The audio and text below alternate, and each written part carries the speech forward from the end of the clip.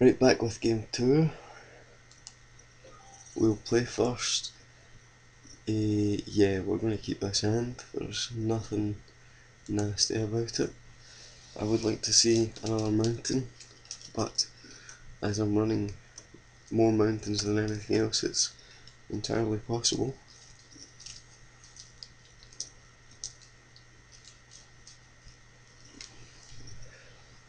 I'm really glad I beat that defender deck. There was one of the guys running that in the draft tonight, but it was a bit of a variation on it. He had the card Psychic Spiral, which basically puts all the cards from your graveyard into your library, and the same number of cards from your opponent's library into his graveyard. So this guy was milling himself and then casting Psychic Spiral, which you would think there would be a lot of risk involved, because what if you destroy Psychic Spiral, or what if you put it in the graveyard? Well, he had 3 Treasure Finds main deck, so as long as he had one of them in his hand, he was always going to get the card he wanted back. It was very clever. It went 1 and 2. Again, it was just an ambitious strategy. I like the fact that the set allows for that, but in terms of how viable it is, I'm not entirely sure.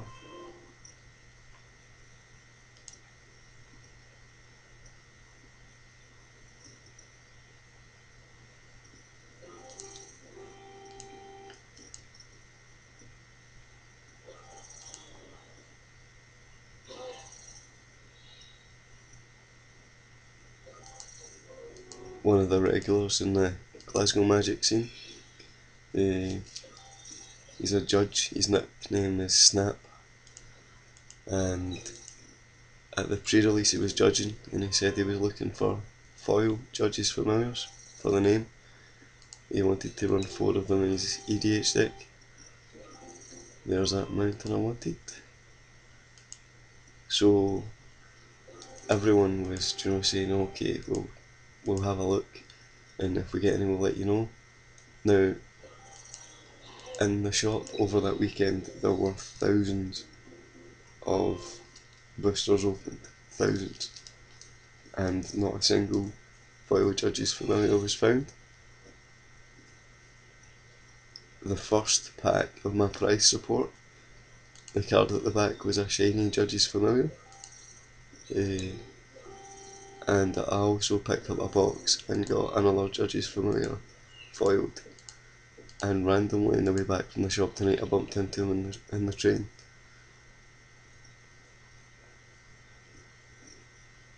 So he was quite happy.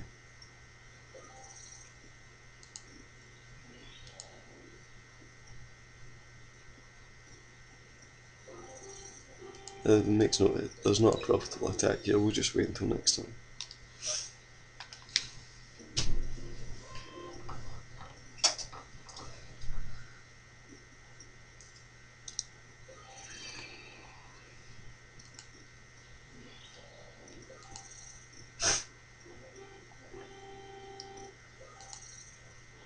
That's ambitious.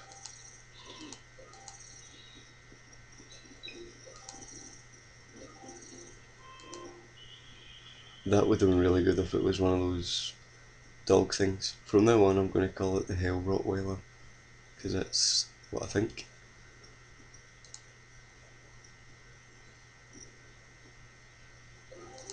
I might as well swing in with everything here. His board position is definitely not going to change next turn.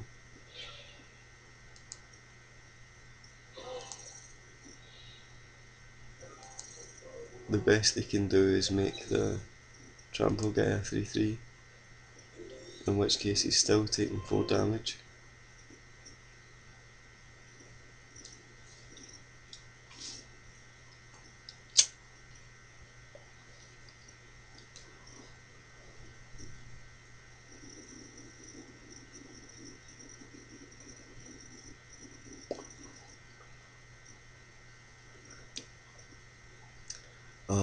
I'm still thinking about the end of that last game, it's brilliant.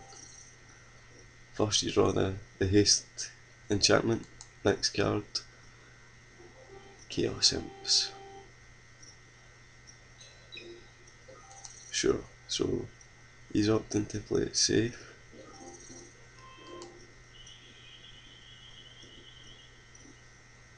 So assume he blocks everything here.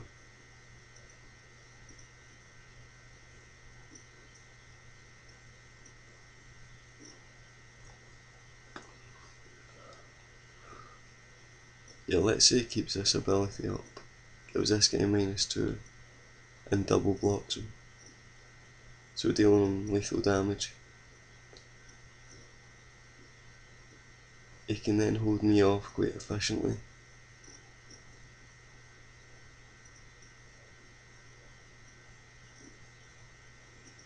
So I'm going to pass because I don't really have a play after that. So yeah, I mean, if you imagine the board, I'd kill this guy and this guy dies, leaving him with a flyer, my flyer and the Electromancer. So I swing in and get 3 damage in this turn. Next turn he trades, I get 2 damage in, putting him on 5. And I counter whatever he tries to cast, and the next turn I'm really looking to top deck. I don't think we can rely on that more than once. I think I've used up all my top deck luck.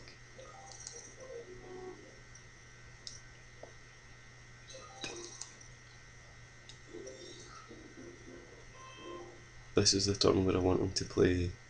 He'll probably won't play anything unless it's a 3-drop, just so he gets the use of this ability. Unless he thinks he's got a strong enough 5-drop. Or do you know what would be good? See if they play the land in Tristani's Judgment. That'd be awesome.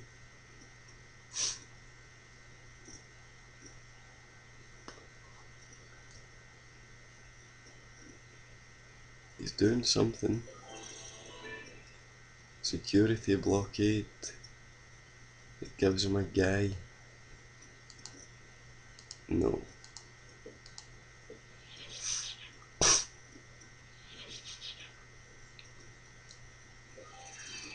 Sure.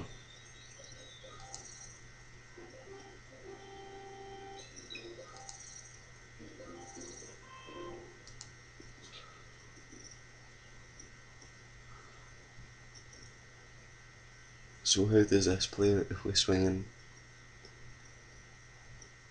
The 5 damage, he can block with everything, and I get to kill this guy and this guy, and get 3 damage through. Or I can trade here, kill here, and lose this guy, which is very unprofitable for him.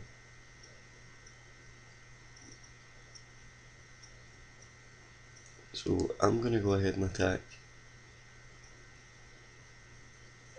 I don't think there's a way he can come out of this better off. I don't mind losing the Bloodfray Giant if it takes these 2 out of the equation. That's a fair trade to me. It's a 2 for 1 trade. And I've got consistent flying damage going through.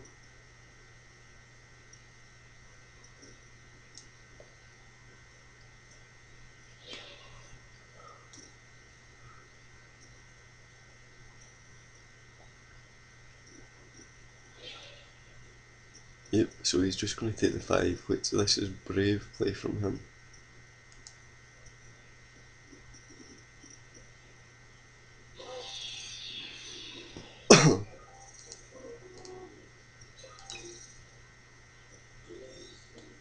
Can I call a card for my next top deck? We want to see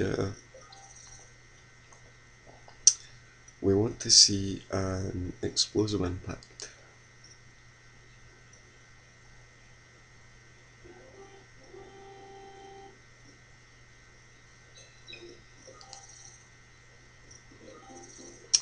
That wasn't it. The deck's doing it wrong.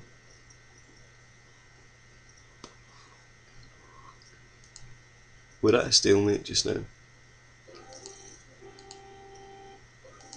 and I am in a much more superior position, and I'm not going to throw that away. This opens up his ability to drop 3 mana creatures.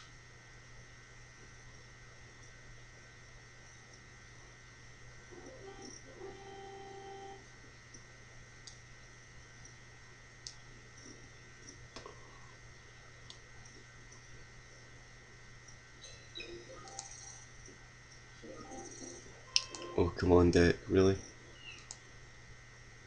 11 of 17 lands? That seems a bit excessive.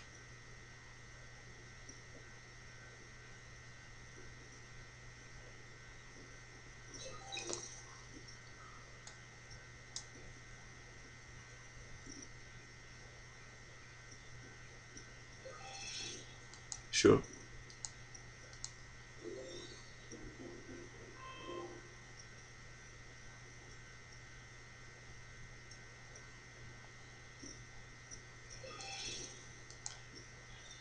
Oh, he's getting clever now.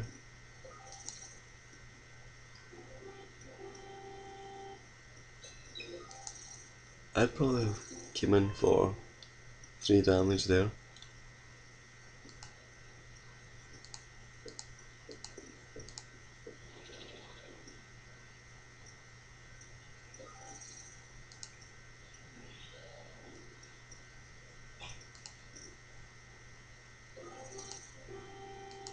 If he gets another land, then he can detain one and do this clever trick. So yeah, the other land means that the board position hasn't really changed that much. That's strange. We need to think about this next attack phase then.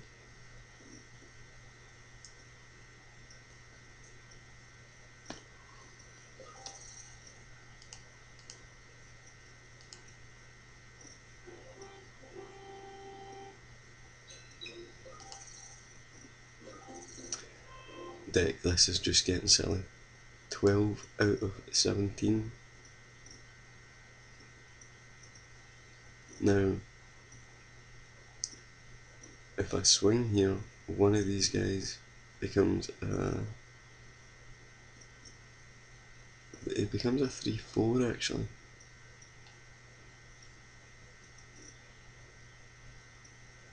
I don't believe that.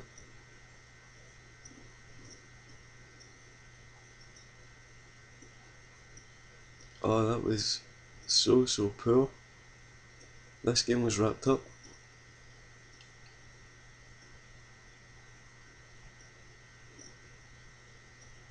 This game was actually wrapped up.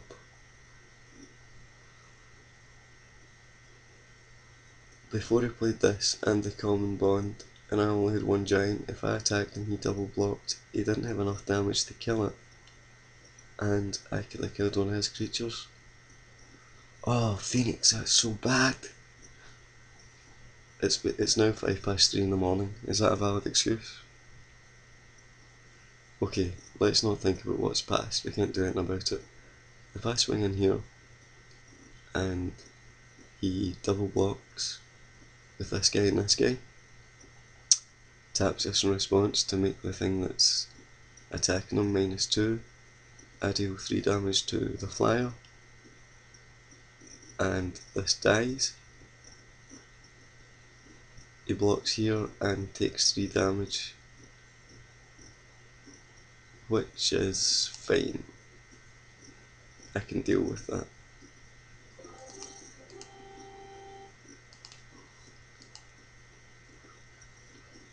In fairness, see because I didn't spot that, I don't feel as if I deserve the win now.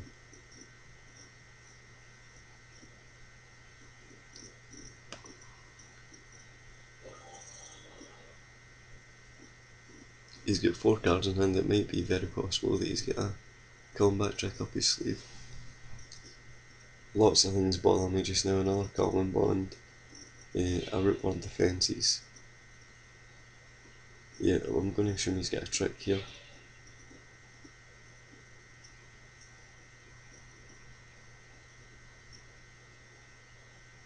This way he only takes 2 damage in the head. If he activates this ability.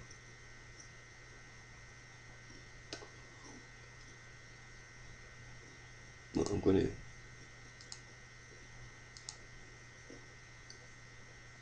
hit that guy first.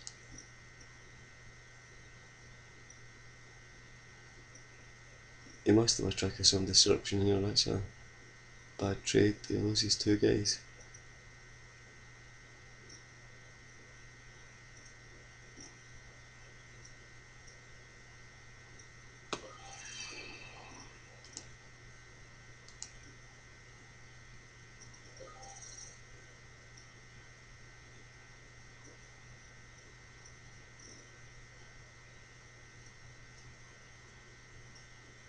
What does he do though? Oh, his guys have hexproof. Okay, sure.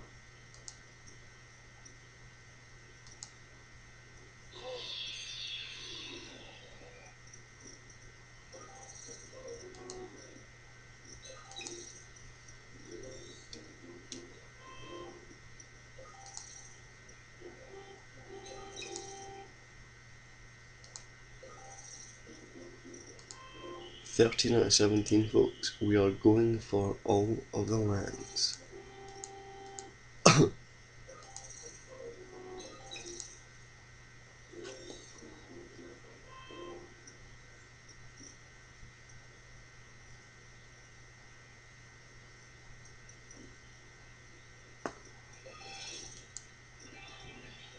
Strong.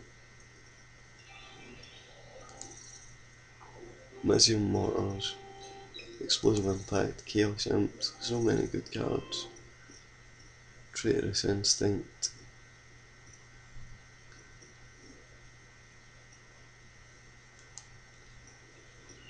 Is definitely one of them.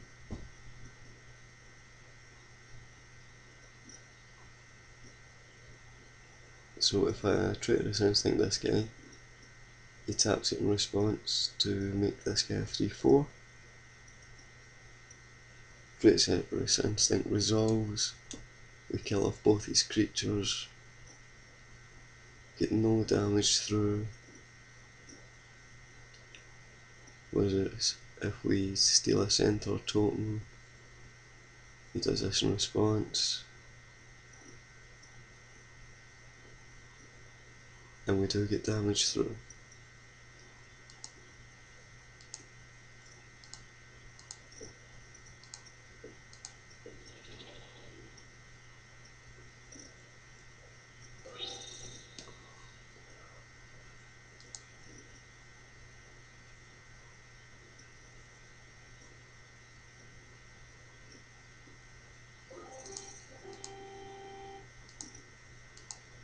He has to trade here.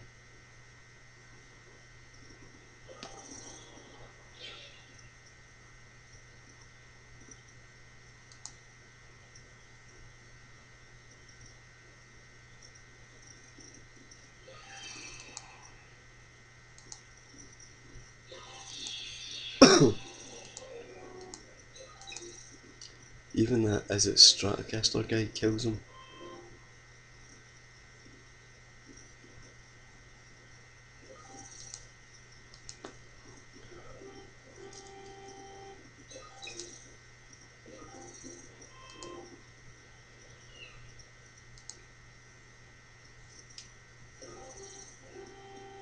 There's no point swinging in.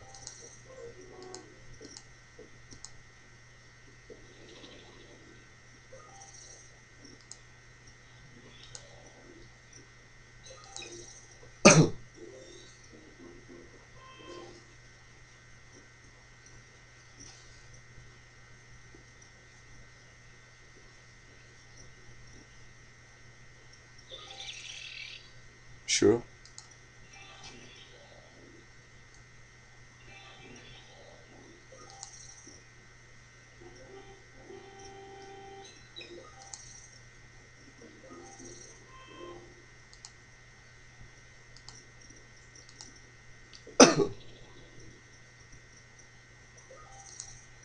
He can't really attack me next turn, so I'm not worried about passing it.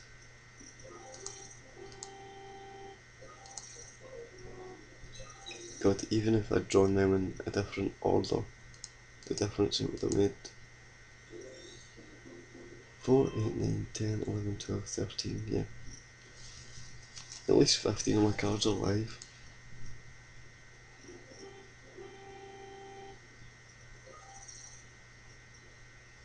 So he swings in for 4, next turn, swing, he blocks, makes minus, yeah, okay, so he can profitably attack for 4.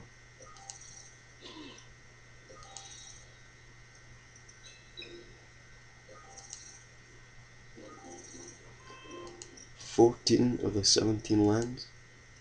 I've never seen this much mana in a draft game before.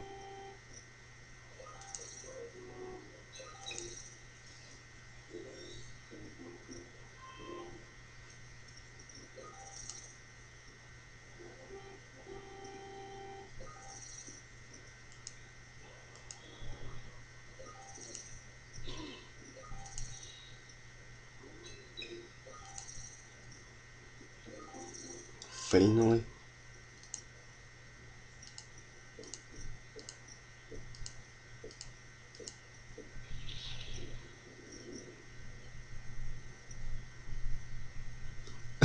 I suppose he can syncopate for a shitload.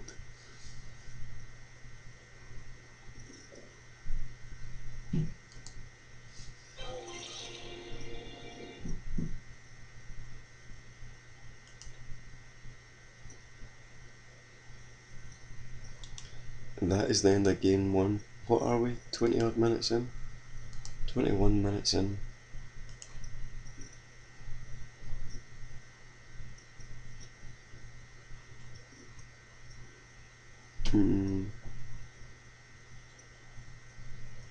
My opponent's keeping. I don't like this hand. I'm not going to keep. This is much more playable.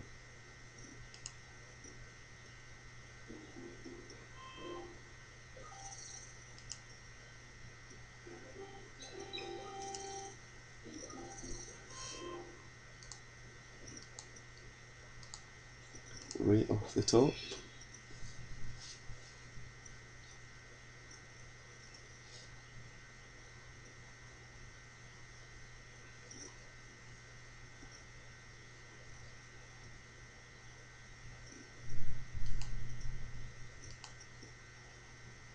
The other game's done already.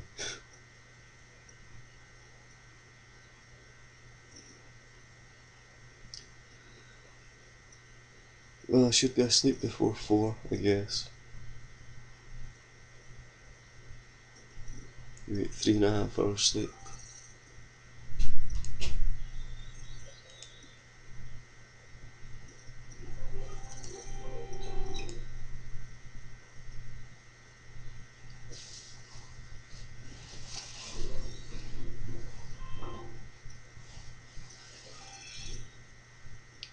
Sure.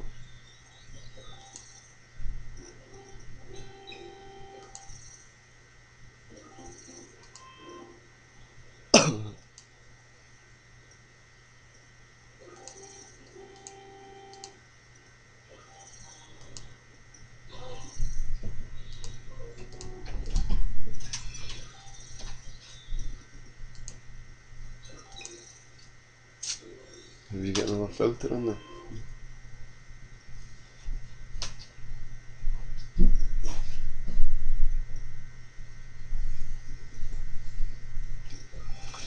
Shoot.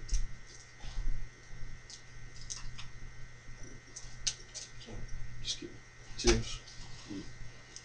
Catch you. So he gives his guy flying.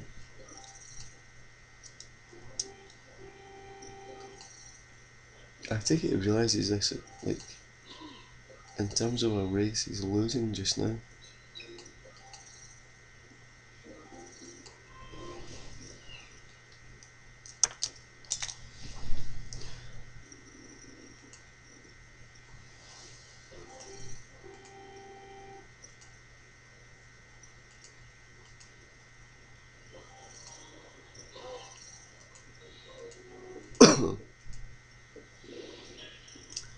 So we drop the key rune.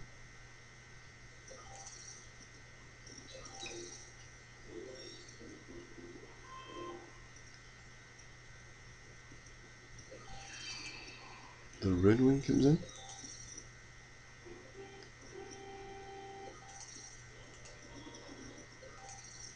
This is definitely a race he comes off worse in.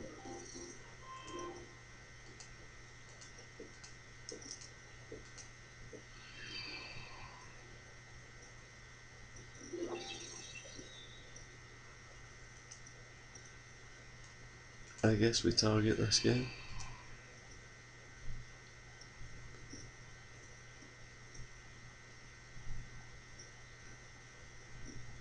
In for 4, he gets in for 2. Next turn I can swing for another 4. I can swing for another 6 potentially if he attacks.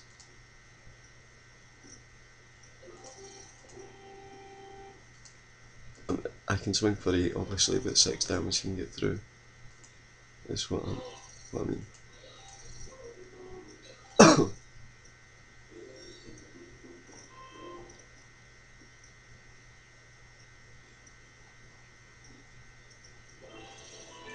Sure, that's pretty solid play.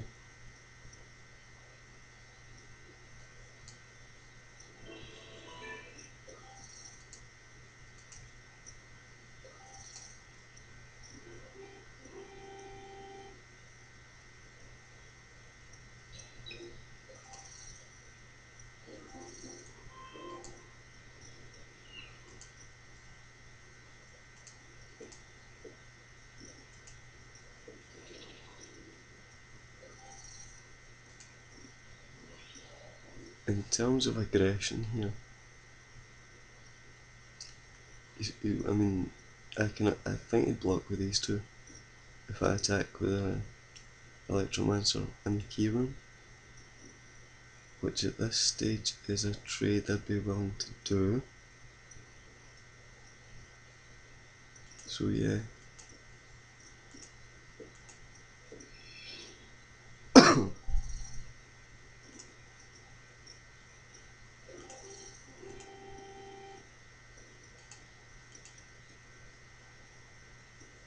He definitely blocks with the round one because, like I say, you effectively play it to let it die.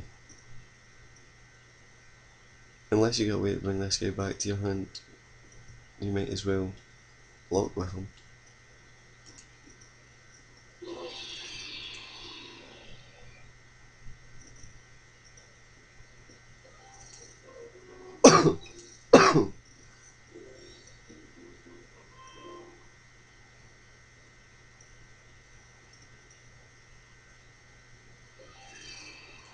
Yep.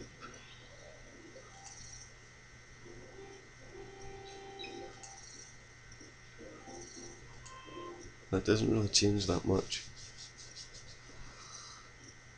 So this guy gets through, he goes to 6. He blocks with, say, this guy here.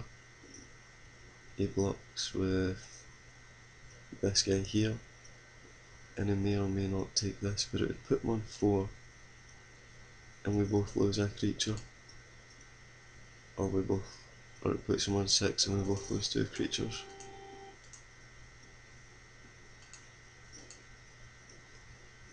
That's fine, that is a positive trade.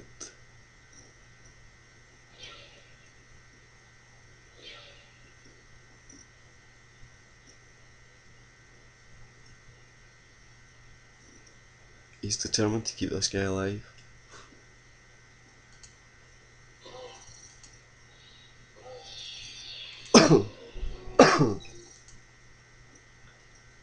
Even if he draws his mana and detains this guy, or this guy, he's still in a bad shape.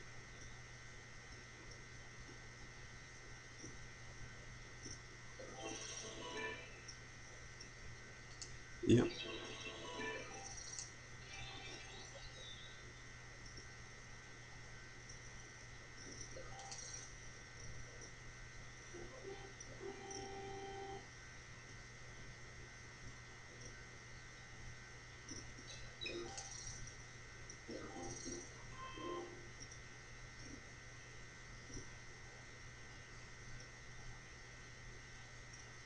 yet we still attack with everything.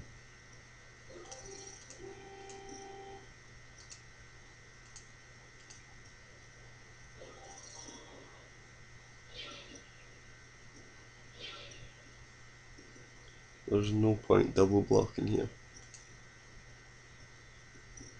Unless he gives this guy +1. No, he doesn't.